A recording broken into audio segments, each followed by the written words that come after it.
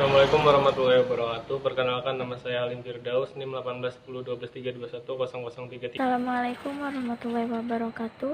Perkenalkan, saya Nur Asmaliani, NIM 181012312011 dari kelompok 1.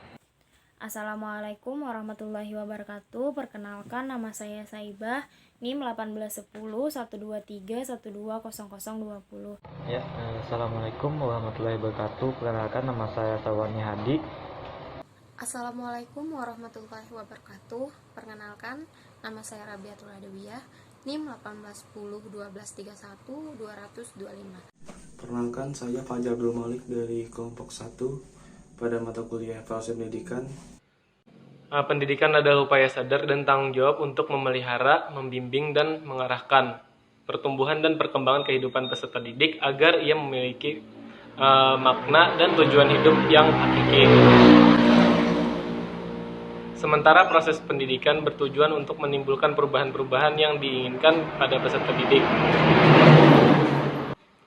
Evaluasi berbicara tentang penilaian, di mana pada saat membicarakan masalah penilaian, kita akan menggunakan beberapa istilah seperti tes, pengukuran, asesmen, dan tak terkecuali di dalamnya yaitu evaluasi, yang digunakan secara tumpang tindih karena aktivitas evaluasi tidak mempunyai syarat, dan evaluasi sebagai suatu konsep pendidikan dan banyak aktivitas evaluasi yang tidak sesuai dengan kaidah-kaidah yang ada.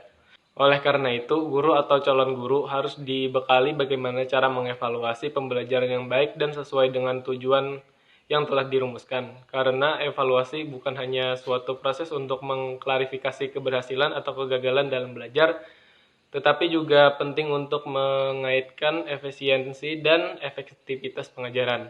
Itu saja dari saya, akan dilanjutkan oleh teman saya. Di sini saya akan menjelaskan materi tentang pengukuran. Pengukuran dalam bahasa Inggris dikenal dengan measurement dan diartikan sebagai kegiatan yang dilakukan untuk mengukur sesuatu. Mengukur pada hakikatnya adalah membandingkan sesuatu dengan atau atas dasar ukuran tertentu berdasarkan oleh studi Job pada tahun 2011. Pengukuran adalah kegiatan yang dilakukan dengan membandingkan hasil belajar suatu ukuran tertentu. Pengukuran menurut Ari Kunto dan Jabar pada tahun 2004. Kemudian berbeda pendapat dengan Charles Rossi pada tahun 95. Pengukuran adalah proses pengumpulan data melalui pengamatan empiris untuk mengumpulkan informasi yang relevan dengan tujuan yang ditentukan. Sekian materi dari saya, akan dilanjutkan oleh teman saya. Di sini saya akan menjelaskan tentang penilaian. Penilaian ialah proses sistematis untuk mengumpulkan informasi yang berupa angka atau deskripsi verbal, analisis, dan interpretasi untuk mengambil suatu keputusan. Sedangkan yang dimaksud dengan penelitian pendidikan ialah proses pengumpulan dan pengolahan informasi untuk menentukan pencapaian hasil belajar peserta didik. Selanjutnya dilanjutkan oleh teman saya. Nah, di sini saya akan menjelaskan mengenai keterkaitan antara pengukuran dan penilaian, di mana melakukan penilaian selalu diawali dengan menyusun tes atau non-tes sebagai alat ukur. Hasil pengukuran berupa angka, bersifat kuantitatif, belum bermakna bila tidak dilanjutkan dengan proses penilaian dengan membandingkan hasil pengukuran dengan kriteria tertentu seperti landasan pengambilan keputusan dalam pembelajaran. Sekian dari saya, akan dilanjutkan oleh teman saya. Terima kasih. Di sini saya akan menjelaskan melanjutkan presentasi dari teman saya, yaitu mengenai syarat-syarat evaluasi yang baik. Nah, yang pertama di sini ada validitas, yang mana validitas ini adalah aspek kecermatan pengukuran, yang mana suatu alat ukur yang valid tidak hanya mampu menghasilkan data yang tepat, akan tetapi juga harus memberikan gambaran yang cermat mengenai data tersebut. Nah, adapun berbagai cara atau metode dari validitas ini. Yang pertama ada pengukuran produktivitas, yaitu derajat di mana suatu studi menunjukkan indikator yang tepat yang berhubungan dengan variabel. Yang kedua ada predictive validity, yaitu derajat kemampuan pengukuran dengan peristiwa yang akan datang. Yang terakhir ada construct validity, yaitu derajat kesesuaian teori dan konsep yang dipakai dengan alat pengukuran yang dipakai dalam penelitian tersebut.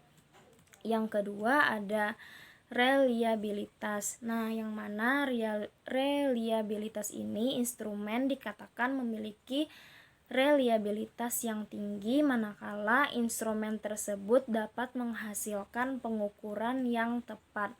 Nah, yang mana ketetapan di sini tidak diartikan selalu sama, tetapi mengikuti perubahan. Jika keadaan seseorang, misalnya jika keadaan seseorang si Upik berbeda lebih rendah dibandingkan orang lain, misalnya si Badu, maka jika dilakukan pengukuran ulang, hasilnya si Upik juga berada lebih rendah terhadap si Badu.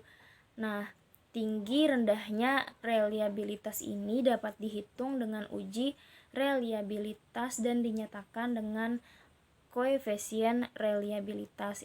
Nah, selanjutnya akan dijelaskan oleh teman saya.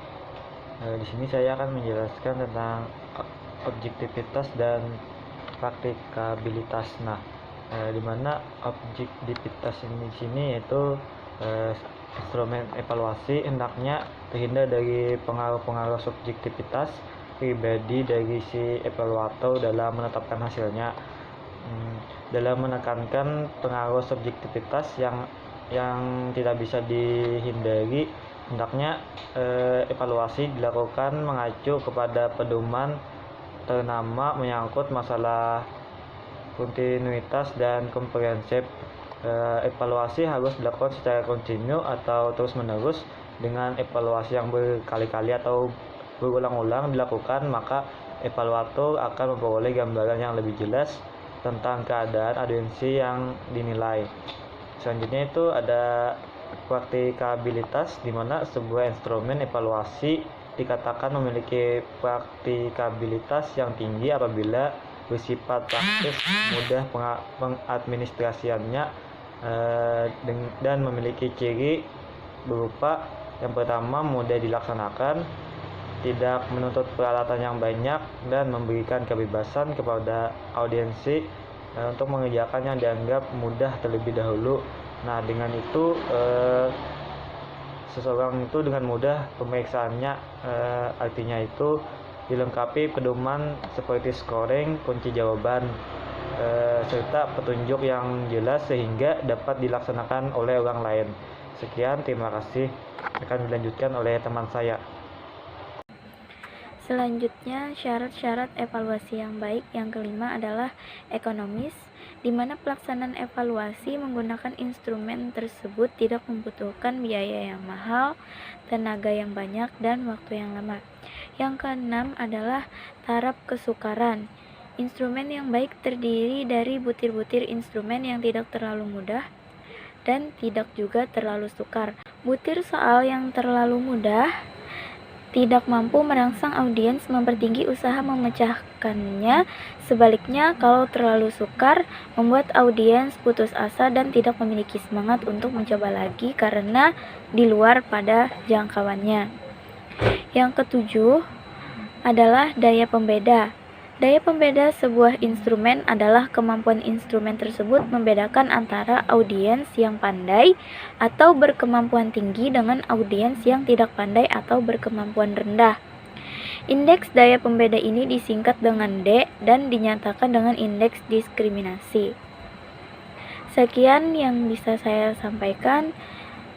Terima kasih.